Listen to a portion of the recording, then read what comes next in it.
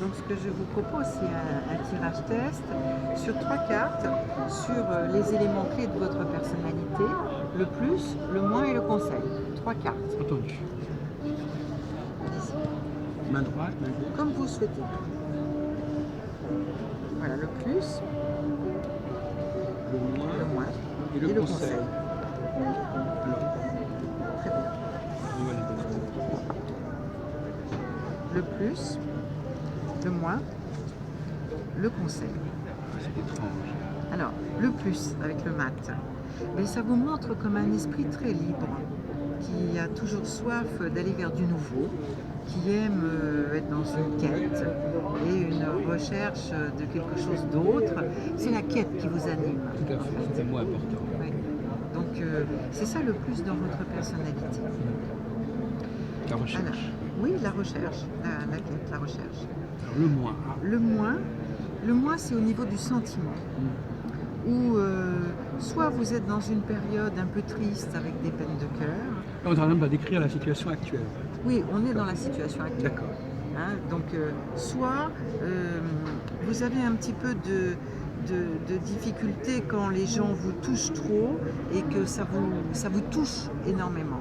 Donc, vous êtes peut-être trop touché par les autres, vous voyez, avec une trop grande proximité même. Donc je me protège un petit peu. Oui, c'est le sens du conseil. Oui. Le conseil, c'est de prendre une distance, de savoir analyser avec un peu de temps, de recul, de façon à comprendre plus précisément les choses, à les comprendre, à les connaître, de façon à ne pas être trop embarqué quelquefois par certaines personnes. Oui, oui, absolument. Ça sonne bien.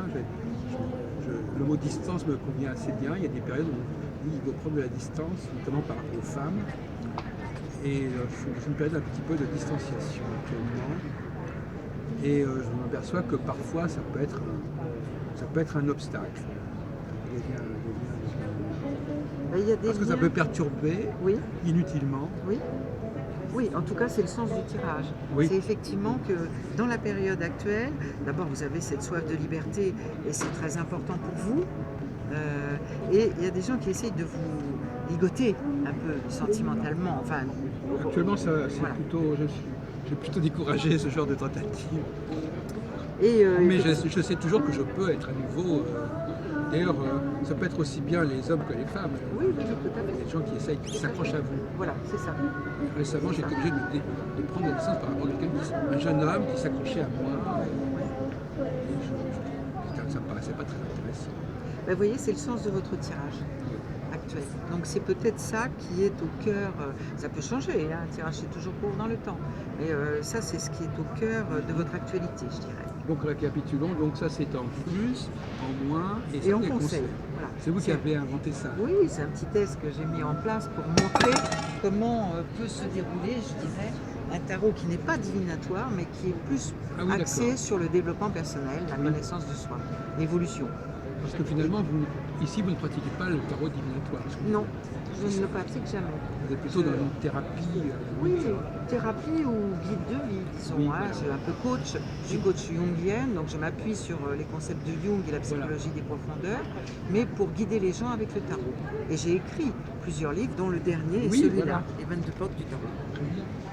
Et il y en aura un autre en avril et un autre en juillet. J'ai une actualité au niveau éditorial importante en ce moment. Ben, il faut avoir trouvé le bon éditeur, quelqu'un qui croit en vous. Ben, j'ai plusieurs éditeurs, en fait. Non mais il faut. C'est tout un trip d'avoir des éditeurs. Oui. Vous avez aussi des cartes. Voilà, oui. Alors après, l'éditeur a formulé un coffret, a édité un coffret avec non seulement le livre, mais aussi les 22 arcanes qui ont été faits par un illustrateur. Bon, on va s'arrêter là, mais c'est vrai que j'aurais bien posé des questions sur si vous. Bon, je dirais, est-ce que vous avez une approche particulière, non pas de l'interprétation, mais de la signification des cartes? Oui, j'ai une approche particulière de la signification des cartes, au sens où j'analyse les symboles et je leur donne un contenu au niveau psychologique. Donc en fait, on peut s'en servir aussi pour évoluer très rapidement dans le cadre d'une thérapie.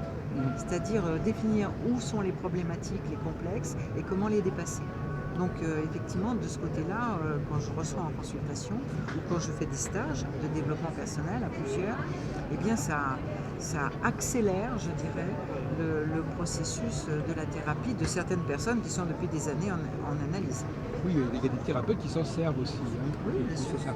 Et donc on est arrivé à ce que le tarot devienne un outil à peu près acceptable dans le champ thérapeutique. Tout à Ça, c'est fait. une réussite d'avoir obtenu ce Mais statut. c'est parce que c'est un symbole qui fait un véritable pont entre le conscient et l'inconscient. Et je m'en sers également dans l'analyse des rêves. Et, Oui. en avril, aux éditions Solar, j'ai un livre qui va sortir qui s'appelle Le pouvoir magique des rêves. Mm. Et justement, où j'explique ma méthode pour comprendre ces rêves En passant par le tarot. avec l'aide du tarot. Avec l'aide du tarot. Pour les comprendre vraiment comme des outils pour transformer sa vie, pour éclairer son existence et transformer sa vie.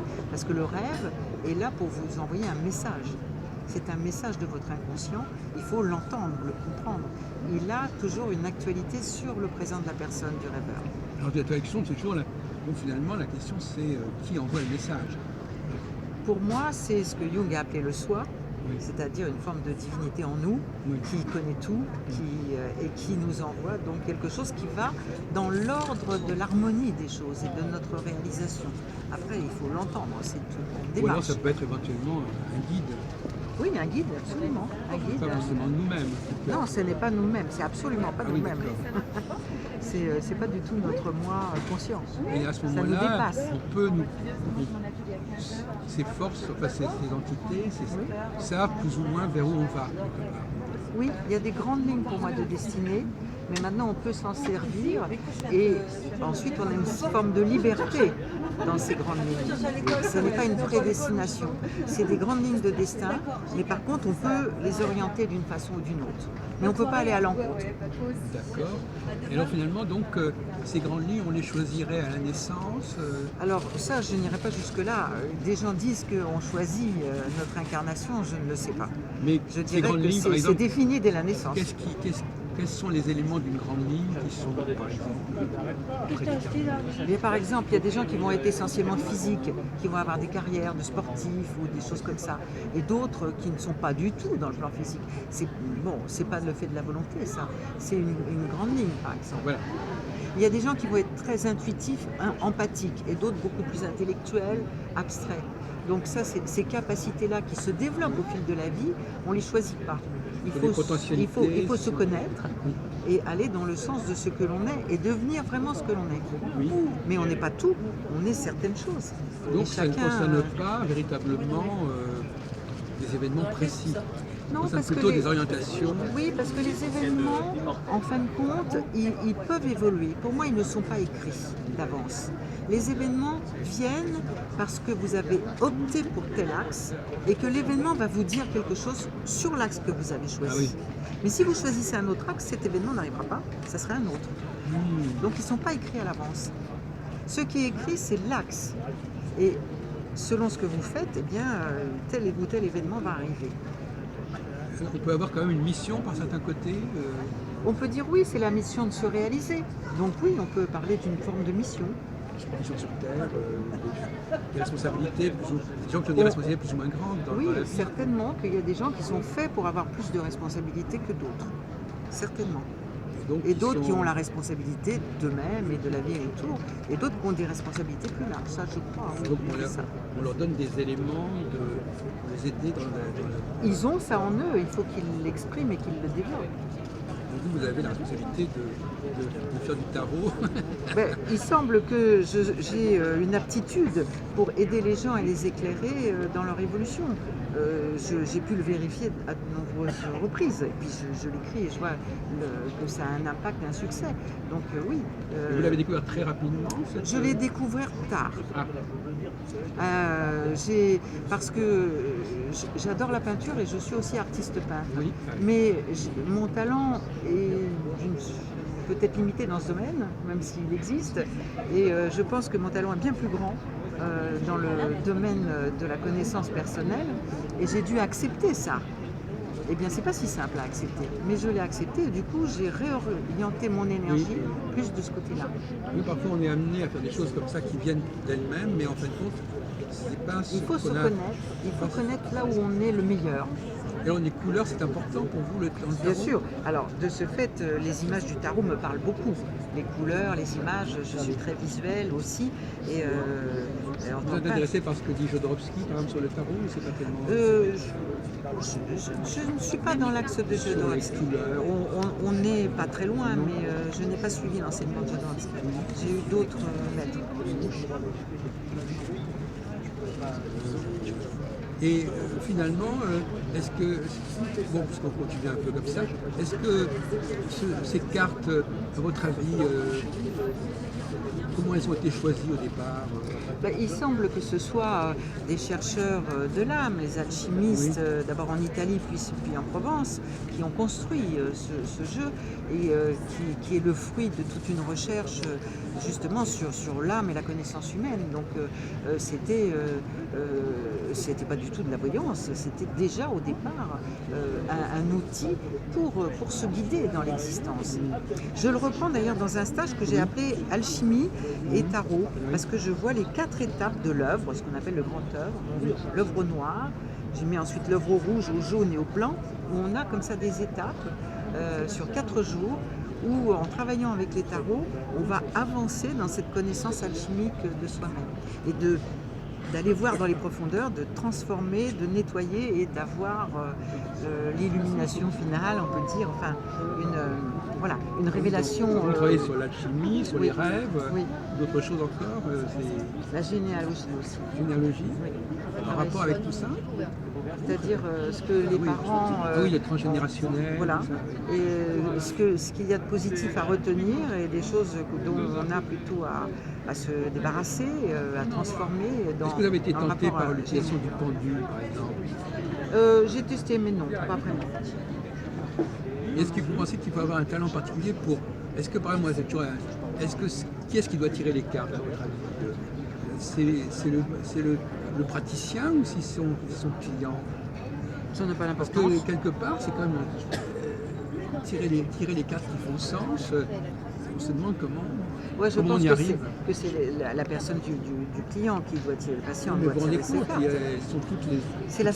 C'est la synchronicité, Oui. le hasard entre guillemets qui a un sens. Mais moi, je serais tenté de penser que ça pourrait aussi bien être le tarologue lui-même, Ça peut être le qui se tarot branche sur le client, sur son consultant, et qui... Pour moi, ça n'a pas sentirait mieux. vraiment d'importance Ah oui, que ce soit l'un ou l'autre.